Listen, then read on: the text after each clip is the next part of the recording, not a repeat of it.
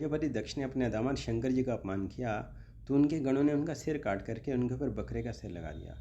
तो बकरे का सिर पा करके उनको बहुत ही आत्मग्लानि हुई और उन्हें अपने देह का त्याग करके अगले चक्षुष मनवंतर में उन्होंने प्रचेतास के यहाँ जन्म लिया।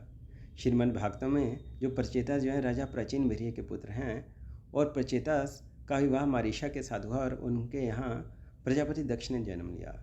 प्रजापति दक्ष ने हंस गुह्य स्तोत्र की स्तुति से भगवान विष्णु को प्रसन्न किया और भगवान विष्णु ने प्रसन्न होकर के उनको जो है हंस पंचजन्य नाम की देवता की पुत्री अक्षुणी से उसका विवाह किया। और प्रजापति दक्ष ने जो है अक्षुणी से 10,000 पुत्रों को जन्म दिया और अपने 10,000 पुत्रों को कहा कि तुम जो है वन में जाओ और भगवान विष्णु को प्रसन्न करके खूब तपस्या उठाओ और फिर गृहस्थ आश्रम में प्रवेश करो।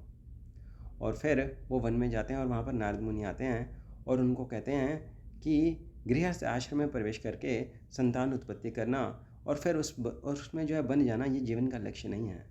नारद मुनि ने उनको ऐसा उपदेश दिया कि सारे के सारे 10,000 पुत्रों को उन्होंने सन्यासी बना दिया। और फिर प्रजापति दक्ष को बहुत ही क्रोध आता है और वे जो है फिर से 10,000 पुत्रों को जन्म देते हैं और उनको कहते हैं कि तुम जो है वन में जाओ और गृहस्थ आश्रम में प्रवेश करो।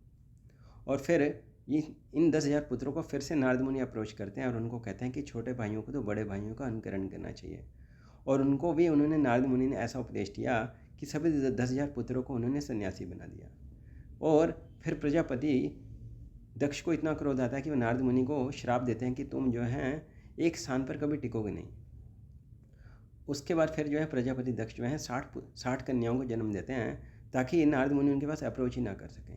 और इन्हीं 60 कन्याओं का विवाह अलग अलग ऋषियों के साथ होता है जिससे फिर जो हमारे ब्रह्मांड की जो क्रिएशन है उत्पत्ति है और फिर यहाँ से जो स्टार्ट होती है।